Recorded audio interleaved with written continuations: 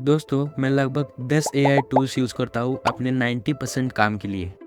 और हर एक टूल एक स्पेसिफिक चीज़ में एकदम मस्त है। पर ये समझना कि कौन सा टूल कब काम आता है, इसमें यूजुअली महीने लग जाते हैं ट्रायल्स और एरर्स के।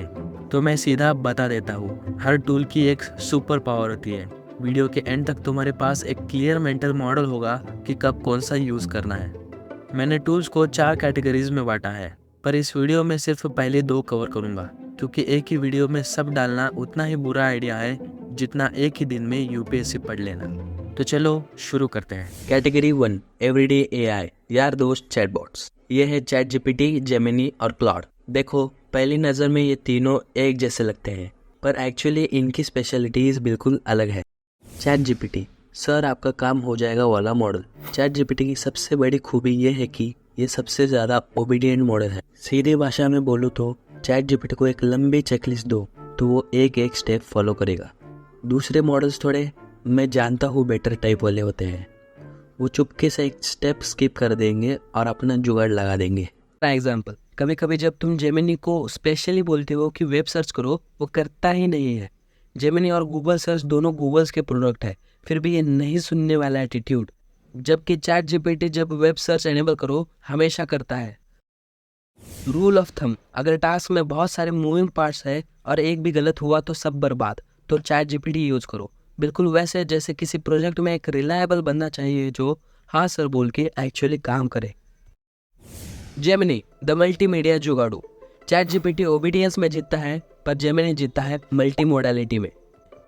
सीधी भाषा में बोलूँ तो जेमिनी एक साथ वीडियो, ऑडियो, इमेजेस और टेक्स्ट प्रोसेस कर सकता है। दूसरे मॉडल्स के पास इसके लिए जुगाड़ है, जेमिनी के पास एक्चुअल टैलेंट। और ऊपर से जेमिनी का कॉन्टेक्स्ट विंडो 1 मिलियन टोकन्स का है, मतलब 1 घंटे की ऑडियो रिकॉर्डिंग्स, एक बड़ी वीडियो, पूरी स्लाइड डेक सब एक साथ डाल दो। दूसरे मॉडल्स यार ये तो बहुत ज़्यादा हो गया बोल के रुक जाएंगे। रियल वर्ल्ड एग्जांपल, मुझे जब भी किसी वीडियो के लिए सबटाइटल फाइल बनानी होती है तो मैं जेमिनी में सीधा वो वीडियो डाल के उससे सबटाइटल मांग लेता हूँ। इससे सबटाइटल लिखने के मेरे लिटरली घंटों सेव हो जाते हैं। एक और एग्जांपल, सोचो तुम्हारी वीकली मीटिंग्स अभी अभी हुई, वीडियो रिकॉर्डिंग्स, 20 स्लाइड डेक्स और व्हाइट बोर्ड का एक मेसी फोटो, ये तीनों जेमिनी को दो और बोलो मीटिंग समराइज करो, की डिसीजंस निकालो, फॉलो अप ईमेल ड्राफ्ट करो। सिर्फ जेमिनी ये तीनों को एक साथ प्रोसेस कर सकता है। कैविएट, जेमिनी की रॉ रीजनिंग पावर कभी कभी चैट जीपीटी से थोड़ी पीछे लगती है, पर जब काम में वीडियो, ऑडियो या मैसिव फाइल्स हो तो trade off clearly worth it है। क्लॉड द पहली बार में ही सही वाला मॉडल। क्लॉड की सुपर पावर्स है पहले ड्राफ्ट में ही हाई क्वालिटी आउटपुट दे देना।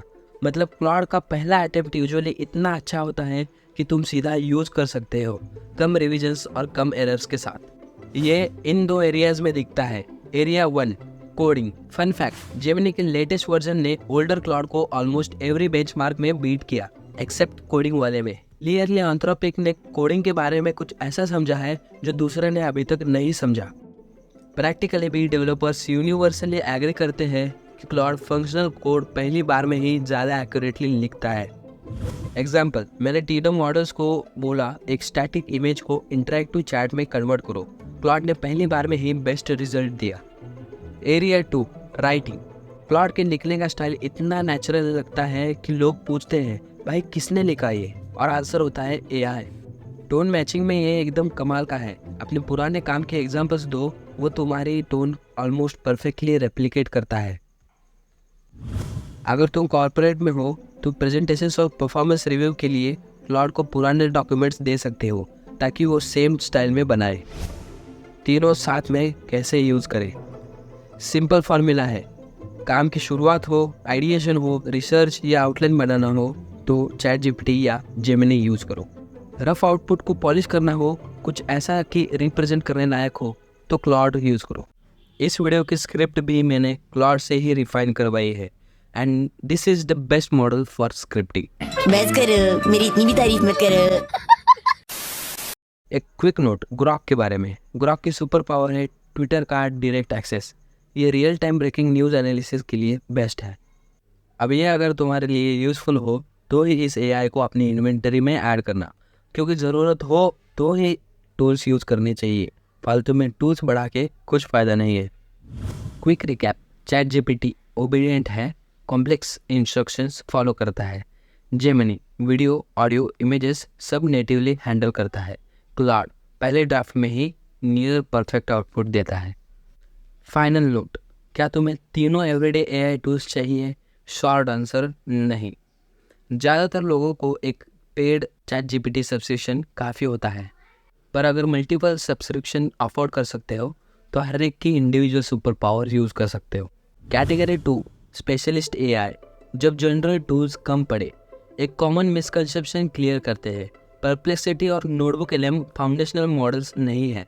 सिंपल विजुअल में समझाओ तो open AI chat GPT models बनाता है, चैट जीपीटी उसका यूज़र फ्रेंडली ऐप है। परप्लेक्सिटी एग्जिस्टिंग मॉडल्स को फाइन ट्यून करता है स्पीड और एक्यूरेसी के लिए, और सर्च के लिए ऑप्टिमाइज्ड है। उनका सोनार मॉडल बेसिकली मेटा के लामा का फाइन ट्यून वर्जन है। परप्लेक्सिटी द अब भी बताओ सर्च इंजन। परप्लेक्सिटी की सुपर पावर है कि वो एक्यूरेट इन्फॉर्मेशन फास्ट देता है। जर्नल पर्पज चैटबॉट्स रीजनिंग के लिए है, सोचना, ब्रेनस्टॉर्म करना, ड्राफ्ट लिखने के लिए। परप्लेक्सिटी फेचिंग के लिए है, स्पेसिफिक फैक्ट सर्च करने के लिए। एग्जाम्पल 1, जापान ट्रिप प्लान करने के लिए चैट जीपीटी यूज़ करो, क्योंकि वो क्रिएटिव टास्क है, ट्रेड ऑफ्स वे करने हैं, नरेटिव बनाना है। तो पर जब ये जानना ना हो कि कोई स्पेसिफिक रेस्टोरेंट फॉरेन फ्रेंडली है या नहीं, क्योंकि जापानीज़ नहीं आती, तो परप्लेक्सिटी से कुछ सेकंड्स में एक्यूरेट आंसर मिलता है। एग्जाम्पल 2, जेमिनी या चैट जीपीटी न्यूज़लेटर ब्रेनस्टॉर्म करने में हेल्प करते हैं। क्लाउड फाइनल ड्राफ्ट लिखता है। परप्लेक्सिटी सर्च स्कैल्पल है जो वेरीफाई करता है स्पेसिफिक फैक्ट्स, जैसे कि जेमिनी का कॉन्टेक्स्ट विंडो 1 मिलियन का है या 2 मिलियन का। आंसर कंज्यूमर के लिए 1 मिलियन का और एंटरप्राइज के लिए 2 मिलियन का। Pro tip, Google style search operator use कर सकते हो, जैसे साइट reddit.com स्पेसिफिक सोर्स पे नैरो करने के लिए। रूल ऑफ थंब, परप्लेक्सिटी को गूगल एआई मोड का रिप्लेसमेंट समझो। दोनों इन्फॉर्मेशन फेच करने के लिए है, जनरल पर्पज चैटबॉट का रिप्लेसमेंट नहीं। नोटबुक एलएम द सिर्फ सच बोलने वाला टूल।